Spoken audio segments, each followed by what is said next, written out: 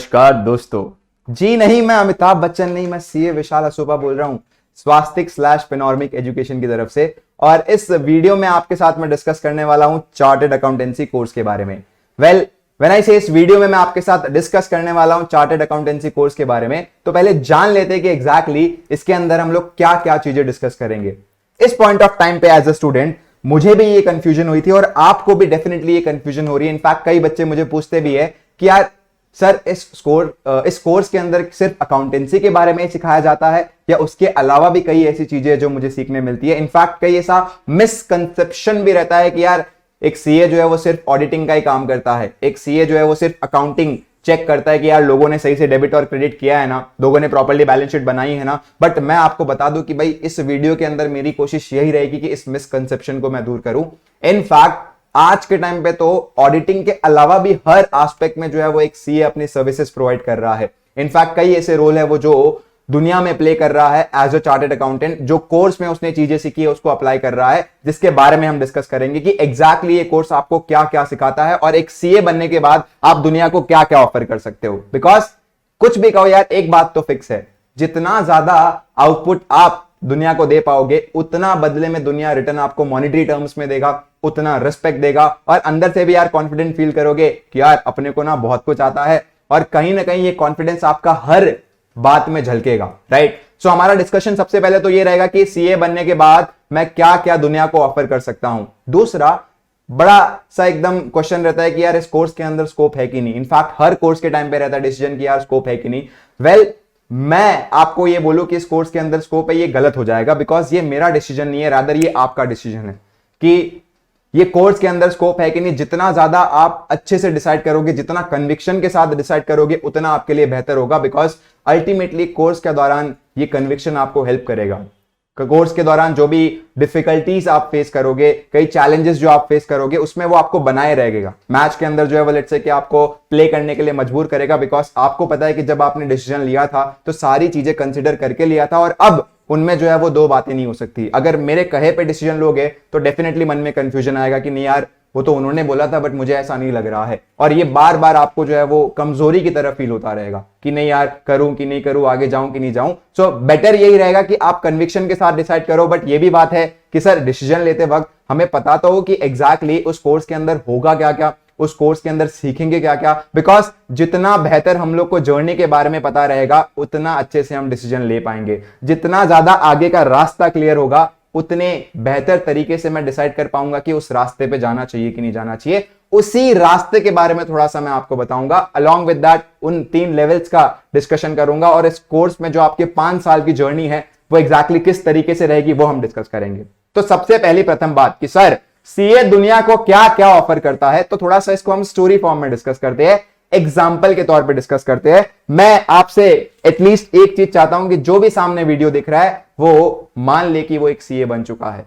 Right. क्योंकि आप ultimately दिमाग में ये सोचोगे तो बन ही जाओगे, बट इस वीडियो में तो एटलीस्ट सोच ही लो कि आप सीए बन चुके हो और आपका एक दोस्त है, सबका एक बेस्टी है, दैट इज जिसका नाम है विक्रम। और ये विक्रम कुछ नहीं, दुनिया का एक क्लाइंट है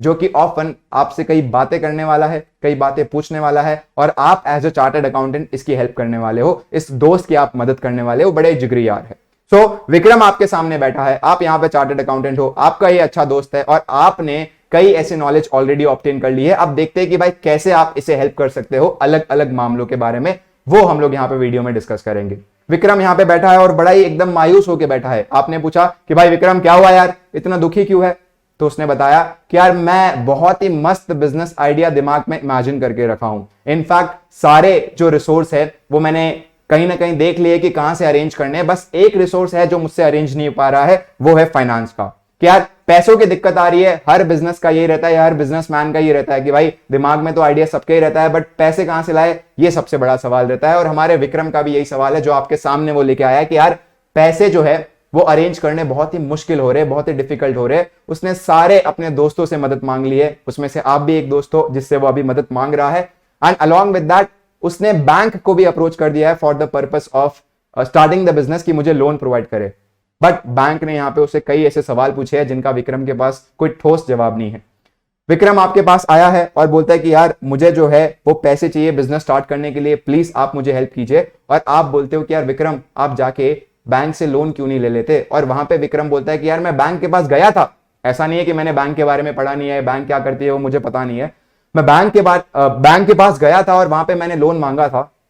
बट बैंक मुझे बोलता है कि आप ये पैसे हमारे वापस कैसे करोगे। अब मैंने तो कन्विक्शन के साथ कह दिया कि सर कमा के, बट बैंक मुझे पूछता है कि किस तरीके से पैसे कमाओगे, आपका खर्चा क्या क्या होगा, आपकी इनकम्स क्या क्या होगी। और मैंने बातों बातों में बता भी दिया, बट वो बोलते हैं कि यार तेरी बात पे मुझे भरोसा ही नहीं है, हमें कोई एक प्रोफेशनल से आप ये वाली बात जो है वो कन्विक्ट करके लाओ, एक बार प्रॉपर्ली ऐसा रिपोर्ट पे साइन करवा के लाओ कि एग्जैक्टली आप किस तरीके से इनकम कमाओगे, कैसे आपके बिजनेस के खर्चे होंगे, और फिर वो जो भी खर्चे माइनस करने के बाद पैसे बचने वाले हैं वो कैसे हम लोग को पे करने के लिए आप यूज करने वाले हो, उसके बारे में बताओ। बिकॉज कभी कभार ऐसा हो गया कि यार बिजनेस में आपके पास कैश फ्लो ही नहीं है और हमारी ईएमआई अटक गई, तो हम लोग को तो अल्टीमेटली कन्विक्शन चाहिए इसमें जब हम आपको लोन दे रहे हैं, और ये कन्विक्शन बैंक को आप प्रोवाइड करोगे एज अ प्रोफेशनल। ऑफन कई बैंक्स होती है जो क्लाइंट से बोलती है कि जाइए सीए से आप एक प्रोजेक्शन रिपोर्ट बना के लाइए जिसका नाम होता है प्रोजेक्ट फाइनेंस रिपोर्ट, और ये रिपोर्ट सीए बनाता है, कई ऐसे एस्टिमेट्स करता है जहां पे properly with the good calculation की एक क्लाइंट के बिजनेस को जब लोन चाहिए तो वो कैसे कैसे इनकम अर्न करेगा आने वाले 5 या 6 साल में, कैसे कैसे वो खर्चे करने वाला है, कैसे कैसे बैंक को लोन पे करने वाला है, ये सारी बातें वो प्रॉपर्ली डिटेल में ऐसा प्रोवाइड करता है और अपना साइन देता है, और बैंक मानता है कि हाँ भाई अगर इस प्रोफेशनल आदमी ने ये वाली बात बोली है तो सही ही रहेगी। और उसके बेसिस पे अगर बैंक को लगता है कि नहीं भाई ये पैसे मुझे वापस कर देगा विक्रम, तो वो लोन दे देगा। एंड अल्टीमेटली आपने विक्रम को यहाँ पे एक प्रोजेक्ट फाइनेंसिंग में हेल्प की है या प्रोजेक्ट फाइनेंस रिपोर्ट बनाने में हेल्प की है और उसे पैसे मिल गए। हम जाते हैं हमारे दूसरे डिफिकल्टी की ओर। विक्रम आया, आपने पूछा कि भाई कैसा चल रहा है धंधा, उसने बोला कि यार मजा आ गया, बहुत पैसे कमा रहा हूं, लेकिन एक दिक्कत है जो मुझे थोड़ा सा ऐसा है कि तुझसे क्लियर करनी थी। उसने बोला कि बता भाई, तेरा दोस्त हूं, मैं नहीं क्लियर करूंगा तो और कौन करेगा।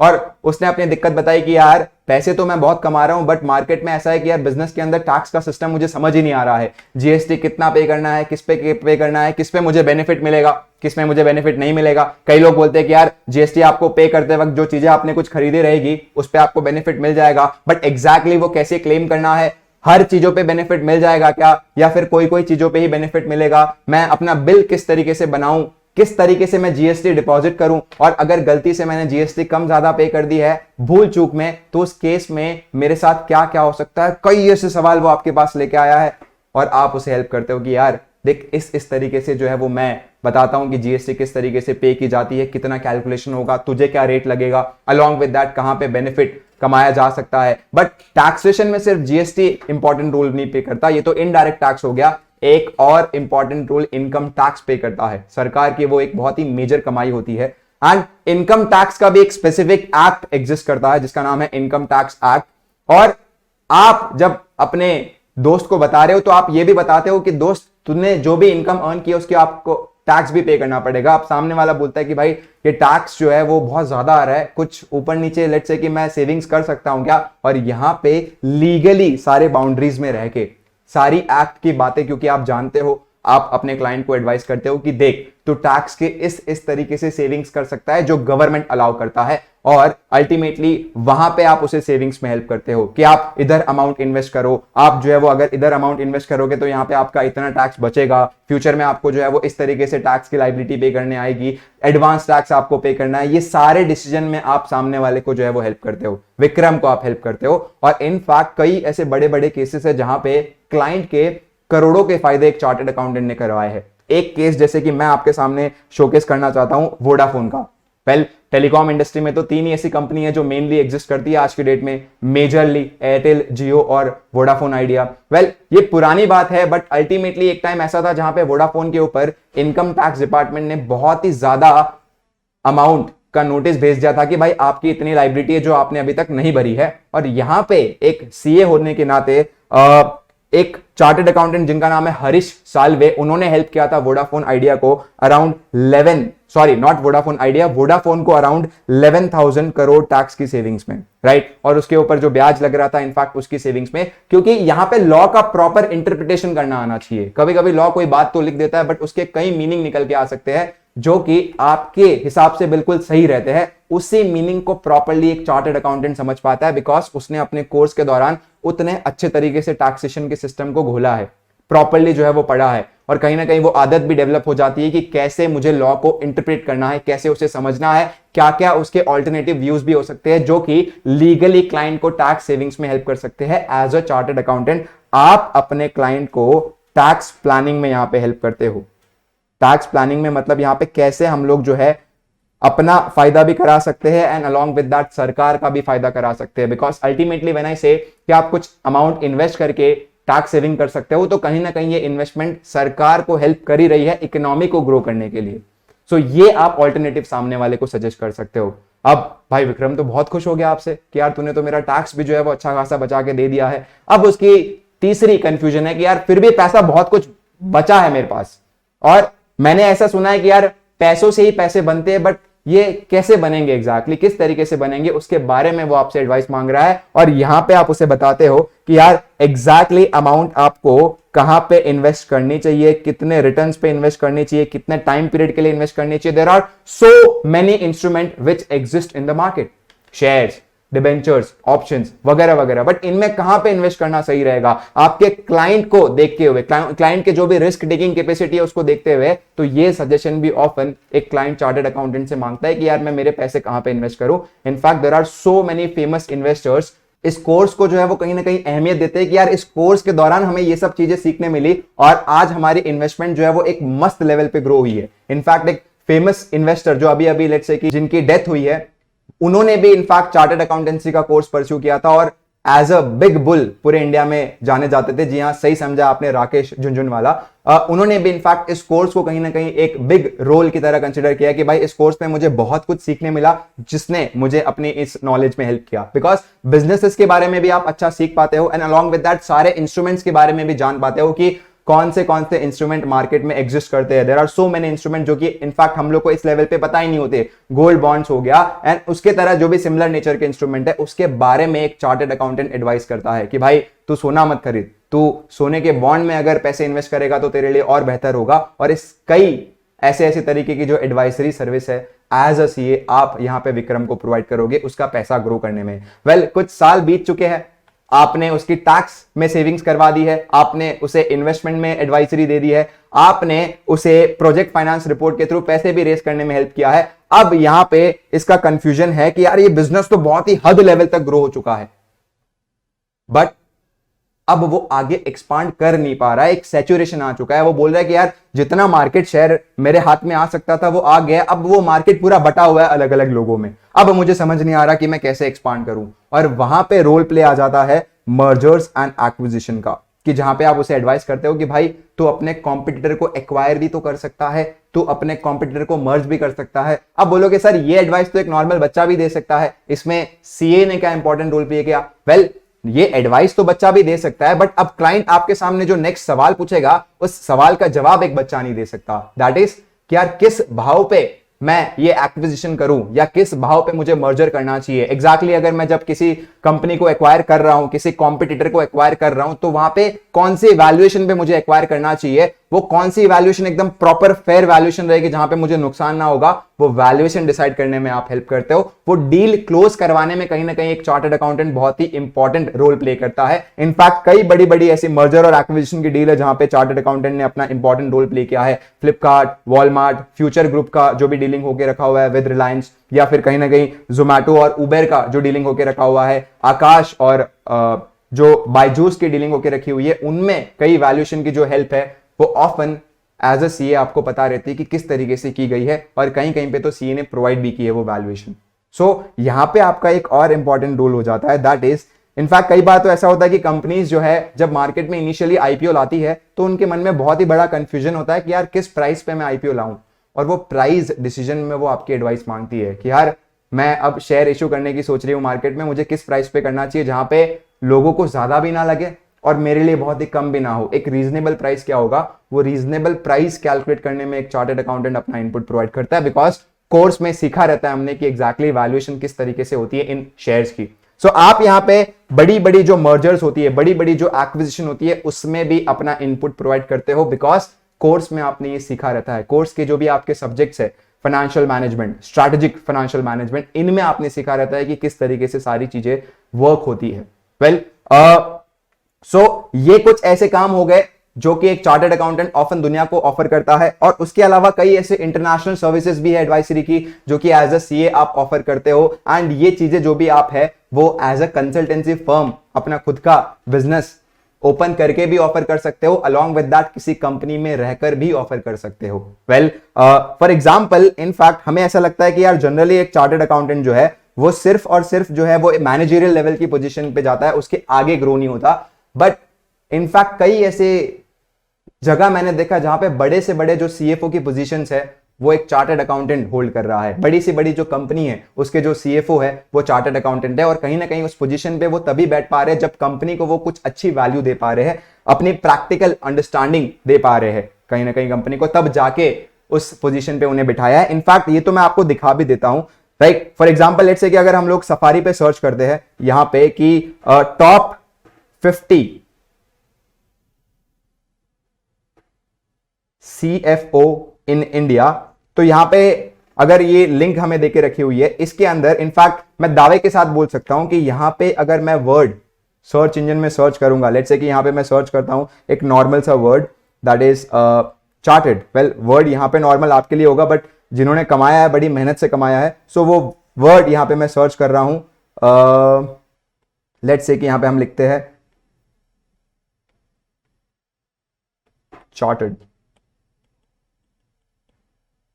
और जब हम ये वर्ड सर्च करते हैं तो आप देख सकते हो दोस्तों 14 सर्च रिजल्ट्स आए हैं, जिसमें से फॉर एग्जांपल समीर सक्सेरिया जो कि टीसीएस के सीएफओ है, इन्होंने चार्टर्ड अकाउंटेंसी की है फ्रॉम आईसीएआई। उसके अलावा निरंजन रॉय इन्फोसिस के सीएफओ है जिन्होंने चार्टर्ड अकाउंटेंसी परस्यू की है। उसके अलावा भी there are so many CFO अलग अलग कंपनीज के जिन्होंने ये वाला कोर्स परस्यू किया और कहीं ना कहीं कंपनी को अपना इनपुट प्रोवाइड किया, तब जाके इस लेवल ऑफ पोजीशन पे वो बैठ पाए हैं। एग्जांपल यहाँ पे अडानी ग्रुप्स के भी अगर आप सीएफओ देखोगे, मनीष सक्सेना वो भी चार्टर्ड अकाउंटेंट है, and along with that Soman Roy जो कि भारती एयरटेल के सीएफओ है। ये सारे चार्टर्ड अकाउंटेंट्स है, और ये कहीं ना कहीं एक प्रूफ हो गया कि जो चार्टर्ड अकाउंटेंट है वो एक अच्छी लेवल ऑफ पोजीशन भी होल्ड करते हैं अलग अलग कॉर्पोरेट्स में। हाँ, सिर्फ कोर्स के कारण जो है वो ये पोजीशन आपको नहीं मिलती है, अल्टीमेटली इसमें आपका एक्सपीरियंस भी चाहिए, आपके अलग अलग जो एक्सपीरियंस आपने लिए, अलग अलग जो कोर्सेज के थ्रू नॉलेज एक्वायर किए, ये भी एक अहम रोल प्ले करते हैं। बट वो जो कॉन्फिडेंस है वो आपको ये कोर्स प्रोवाइड कर देता है उस लेवल ऑफ पोजीशन पे बैठने का। अलॉन्ग विद दैट यार लर्निंग तो ऐसी है जो कि जारी रहेगी, सीखना तो हम लोग को हमेशा चाहिए। ऐसा ही नहीं है कि भाई पढ़ाई कभी भी आपकी कंप्लीट हो जाती है, जब तक आप अपने आप को अपडेट करते रहोगे तब तक आपकी वैल्यू जो है वो दुनिया में बनी रहेगी। सो आप ये जितनी भी सर्विसेज मैंने डिस्कस करके रखी हुई है, सर कौन सी सर्विस आपने डिस्कस की एक बार समरी में बताओ। सो वेल अगर मैं समरी में बताऊं तो there are so many services which we have discussed. Example auditing, tax advisory, management consultancy, financial management, accountancy, ये तो ऐसी होगी जो मेजर है। उसके अलावा भी नए वर्ल्ड में और भी ऐसी नई नई सर्विसेज है जो कि अभी फिलहाल के लिए एक चार्टर्ड अकाउंटेंट ऑफर करना स्टार्ट किया। इनफैक्ट कई चार्टर्ड अकाउंटेंट फेमस जो है वो अब एंटरप्रेन्योरशिप भी परस्यू कर रहे हैं। वो जो बिजनेस का नॉलेज उन्होंने अपने इन 3 सालों में एक्वायर किया है वो, या 3 लेवल्स में जो एक्वायर किया है, इन 5 सालों में जो एक्वायर किया है वो अब परस्यू कर रहे हैं। एग्जाम्पल आप ले लो अमन गुप्ता का जिन्होंने सीए किया हुआ है, एंड बोट के वो को पार्टनर है, को फाउंडर है। तो बहुत सारे चार्टर्ड अकाउंटेंट्स आज की डेट में जो है वो ऑफन एंटरप्रेन्योरशिप को भी एज अ फील्ड परस्यू कर रहे हैं, राइट। सो ये तो हमारा डिस्कशन हो गया विद रिगार्ड्स टू कि एक सीए जो है वो मार्केट को क्या क्या ऑफर कर सकता है। और देखो भाई सीए में स्कोप है कि नहीं, ये वाली बात तो चलो एक डिसीजन वाली बात हो गई, बट इंडिया का जो स्कोप है वो बहुत ही अच्छा रहने वाला है फ्यूचर ईयर्स में। इंडिया में बहुत सारे जो बिजनेसेस है वो ग्रो करने वाले हैं। इसमें तो भाई मैं भी कॉन्फिडेंट हूं और आप भी कॉन्फिडेंट हो, बिकॉज जिस तरीके से हमारी गवर्नमेंट, जिस तरीके से हमारे यंगस्टर, जिस तरीके से हमारा माइंडसेट अल्टीमेटली बदलता जा रहा है, इसके कारण इन फ्यूचर बिजनेसेस ग्रो ही होने वाले हैं, बिजनेसेस जो है वो एक्सपांड ही होने वाले हैं। और जैसे जैसे बिजनेसेस एक्सपांड होंगे इन सारी सर्विसेज की जो नीड है वो और ज्यादा बढ़ती जाएगी, और बढ़ती नीड को सेटिस्फाई करने के लिए डेफिनेटली बढ़ते नंबर ऑफ चार्टर्ड अकाउंटेंट्स भी लगेंगे, जो कि अल्टीमेटली एक तरीके से प्रूफ है कि हाँ भाई कहीं ना कहीं हम लोग कुछ ना कुछ तो ऑफर कर ही सकते हैं दुनिया को एक बार जब सीए बन जाए। तो बहुत सारे ऑप्शंस है, वो अब हम लोग की रुचि हो गई, हम लोग की एक्सपर्टीज हो गई कि किसमें हम लोग का ज्यादा इंटरेस्ट बैठता है। बट भाई ऑप्शन प्रोवाइड करना इस कोर्स का काम था, वो इस कोर्स ने जरूर आपको प्रोवाइड कर दिया है। सो आई होप सबको ये वाली बात क्लियर हो चुकी है कि एग्जैक्टली ये कोर्स अगर आप करते हो तो दुनिया को क्या क्या ऑफर कर पाओगे। अब आप बहुत अच्छे तरीके से ये भी डिसाइड कर सकते हो कि इसके अंदर स्कोप है कि नहीं। इनफैक्ट कुछ इनपुट्स तो मैंने आपको प्रोवाइड किए इस वीडियो के अंदर जो आपको हेल्प करेंगे ये डिसाइड करने के लिए कि एग्जैक्टली इस कोर्स को एक बार मैं जब पूरा करूंगा तो मुझे क्या क्या चीजें सीखने मिलेगी। अब हम डिस्कस करते हैं कि इस कोर्स की जर्नी किस तरीके की रहेगी। जब ये आप कोर्स स्टार्ट करते हो तो एग्जैक्टली वो जो 5 साल का ड्यूरेशन है वो किस तरीके से आपका रहेगा, कौन सी लेवल्स कब कब अपीयर होगी, कौन सी ट्रेनिंग आपको जो है वो करनी पड़ेगी, उसके बारे में हम बात करते हैं कि जब हम सीए बनने जा रहे हैं तो एग्जैक्टली पहला एग्जाम कौन सा है जो हमें देना पड़ेगा और सब्सिक्वेंट कौन से एग्जाम्स हम लोग को देने पड़ेंगे। वेल देयर आर 3 लेवल्स जो कि ये कोर्स में हम लोग को कंप्लीट करनी पड़ती है एक चार्टर्ड अकाउंटेंट बनने के लिए। सबसे पहली फाउंडेशन दोस्तों, दूसरी इंटरमीडिएट और आखिरी लेवल सीए फाइनल। जैसे आप सीए फाइनल का पेपर दे दोगे और पास हो जाओगे आप एक चार्टर्ड अकाउंटेंट बन जाओगे। अगर मैं बात करूं तो इन तीनों ही लेवल का स्ट्रक्चर अपने आप में एकदम डिफरेंट है। जैसे कि फाउंडेशन में आपको सिर्फ अभी के हिसाब से 4 पेपर ही देने पड़ते हैं, इंटरमीडिएट में आपके 2 ग्रुप्स आते हैं जिसके अंदर 4 पेपर होते हैं and same for final. But फिलहाल के लिए आपके लिए पहली लेवल जो है वो रिलेवेंट होगी बिकॉज प्रोबेबली चांसेस है कि प्रोबेबली इनफैक्ट श्योरली चांसेस है कि आपके सिलेबस में चेंजेस होंगे और सीए इंटरमीडिएट और फाइनल के अंदर आपके लिए जो सब्जेक्ट्स है अभी के कोर्स के हिसाब से नहीं, इनफैक्ट नए सब्जेक्ट्स रहेंगे। शायद जो भी आपके अभी करंटली सिलेबस के अंदर चैप्टर्स अभी के मार्केट सिनेरियो के हिसाब से रिलेवेंट नहीं है वो हटा दिए जाएंगे और अलोंग विद दैट जो भी अभी रिसेंट जो भी चेंजेस आए हैं पूरे बिजनेस एनवायरनमेंट में उसके हिसाब से जो भी आपको सीखने जरूरी है वो इनकॉर्पोरेट कर दिए जाएंगे। कुछ सब्जेक्ट शायद कंबाइन भी हो जाए बट उसके बारे में जो भी क्लैरिटी है वो आपको with in few days, in fact जब इंस्टीट्यूट देगा नॉर्मल मार्केट में तब हम आपको जो है वो क्लियर कर देंगे एक वीडियो के थ्रू, जहां पे हम एक वीडियो बनाएंगे विद रिगार्ड्स टू कि किस तरीके के ये तीनों लेवल्स आपके रहेंगे। फाउंडेशन की अगर हम बात करें और अगर आदमी अभी 12th का एग्जाम दे रहा है तो उसके लिए सेम स्ट्रक्चर एप्लीकेबल है, सेम चैप्टर्स और सेम सब्जेक्ट्स रहेंगे, सेम आपका कोर्स रहेगा जो जून में एग्जाम देने की सोच रहा है। सो अगर मैं बोलूं कि 11th स्टैंडर्ड वाला अगर सीए कोर्स परस्यू करने की सोच रहा है तो उसे भी ये 3 लेवल ही देने पड़ेंगे बट फाउंडेशन में प्रोबेबली चांसेस है कि आपके जो सब्जेक्ट्स है वो थोड़े बहुत ऊपर नीचे हो जाए, जो अभी का कोर्स है उसके हिसाब से या कुछ एडिशन हो जाए या कुछ डिलीशन हो जाए, तो वो एक बार जब आएंगे तब हम लोग आपको डेफिनेटली कन्वे कर देंगे। बट फिलहाल के लिए लेट्स से कि अगर मैं जून में एग्जाम देता हूं तो मेरा पूरा जर्नी किस तरीके से रहेगा और सिमिलरली यही जर्नी आपका चेंजेस के बाद भी ऑलमोस्ट रहेगा। हाँ, कुछ चेंजेस डेफिनेटली इसके अंदर रहेंगे, शायद ट्रेनिंग का पीरियड या तो डिक्रीज हो जाए या इंक्रीज हो जाए, उसके बारे में जब बातें क्लियर होगी तब आपको बता दी जाएगी। फॉर नाउ अगर आदमी जून में सीए फाउंडेशन का एग्जाम देता है दोस्तों, राइट, तुरंत 12th का बोर्ड जब हम लोग का खत्म हो जाता है उसके बाद हम एग्जाम देने की सोचते हैं तो हम लोग का जून सबसे पहला अटेम्प्ट होता है जब हम एग्जाम दे सकते हैं। तो जून 2023 लेट्स से कि नेक्स्ट ईयर में आप अगर एग्जाम देते हो तो विद इन 1 ईयर आप सीए इंटर दे सकते हो। फाउंडेशन क्लियर करने के विद इन 1 ईयर आप सीए इंटर दे सकते हो। इंटरमीडिएट का एग्जाम आपका मई 2024 में आएगा दोस्तों और उसके बाद 3 साल की आर्टिकलशिप ट्रेनिंग कंप्लीट करने के बाद आप सीए फाइनल का एग्जाम दे सकते हो जिसका अल्टीमेटली अटेम्प्ट रहेगा मई 2027 में। इसी के बीच आपको कई और छोटी छोटी ट्रेनिंग्स करनी पड़ती है जो आपकी प्रेजेंटेशन स्किल्स को इंप्रूव करती है, जो आपके कम्युनिकेशन स्किल्स को इंप्रूव करती है, जो आपके टेक्नोलॉजिकल लेवल की जो नॉलेज है उसको अपडेट करती है। सो वो छोटी छोटी ट्रेनिंग 15 डेज की भी बीच में आपको इस पीरियड के दौरान करनी पड़ेगी बिफोर स्टार्टिंग द आर्टिकलशिप और during the time of articleship, right. So foundation में आपके जो है वो इस पॉइंट ऑफ टाइम पे देयर आर 4 सब्जेक्ट्स, जहां पे सबसे पहला सब्जेक्ट हो गया आपका अकाउंटिंग के बारे में, दूसरा आपका लॉज एंड बीसीआर, तीसरा mathematics, logical reasoning and statistics और आखिरी आपका बिजनेस इकोनॉमिक्स एंड बीसीके। ये चारों ही सब्जेक्ट दोस्तों 100 नंबर के हैं और इन ओवरऑल आपका जो पेपर है वो 400 मार्क्स का हो जाता है और इसमें आपको मिनिमम पास होने के लिए 50% क्राइटेरिया है, that is you have to score at least 2 marks. और हर सब्जेक्ट में there is one more criteria कि हर सब्जेक्ट में आपको 40 स्कोर करना भी जरूरी है, तब जाके आप नेक्स्ट लेवल दे पाओगे विच इज सीए इंटर। सो ये आपका क्राइटेरिया हो गया with regards to CA foundation का एग्जाम और ये आपके सब्जेक्ट्स हो गए जहां पे आपका 11th और 12th का कुछ सिलेबस है और कुछ चेंजेस रहेंगे जो सीए फाउंडेशन के हिसाब से नए चैप्टर्स एडिशन रहेंगे सिलेबस के अंदर जो आप 12th के बाद दे सकते हो, राइट। सो आई होप कि आपने इस वीडियो के अंदर ये जान लिया होगा कि एक सीए क्या क्या कर सकता है after becoming a chartered accountant और उसके बाद क्या क्या इस कोर्स के दौरान हमें सीखने मिलता है, क्या क्या वो दुनिया को as a service, as a individual service के तौर पे ऑफर कर सकता है। एंड अलोंग विद दैट एक बात मैं आपको कहना चाहता हूं कि आप कोई भी प्रोफेशनल कोर्स परस्यू कर रहे हो तो वो कोर्स का सिलेबस तो अहमियत रखता ही है, कहीं ना कहीं वो इंपॉर्टेंट होता ही है, बट अलॉन्ग विद दैट उसको कितने अच्छे से आप करते हो ये भी बहुत जरूरी है कि आप हर एक चीज को जो है वो प्रैक्टिकली लिंक करके सारी की सारी चीजें प्रैक्टिकल दुनिया में किस तरीके से वर्क करती है वो देख रहे हो कि नहीं देख रहे हो, बिकॉज यहां पे अंडरस्टैंडिंग डेवलप करना ज्यादा इंपॉर्टेंट है रादर देन एग्जाम में जो है वो एक्सीलेंस पाना। और ऑटोमेटिकली ये तो हम लोग ने सुना ही है कि भाई जब आप नॉलेज के पीछे भागोगे तो मार्क्स तो ऑटोमेटिकली आ ही जाएंगे, राइट। सो कहीं ना कहीं हम लोग का मेन रोल यही रहना चाहिए, कोई भी प्रोफेशनल कोर्स अगर हम लोग परस्यू कर रहे हैं, कि हमें ये मेक श्योर करना है कि यार उस कोर्स के दौरान जो भी चीजें हम लोग को सिखाई जा रही है वो प्रैक्टिकली कैसे लिंक हो रही है, उतना माइंडसेट हम लोग को डेवलप करना पड़ेगा, तब जाके एज अ रिसोर्स हम लोग वर्ल्ड को कुछ दे पाएंगे, right. And at the end मैं यही कहना चाहूंगा कि यार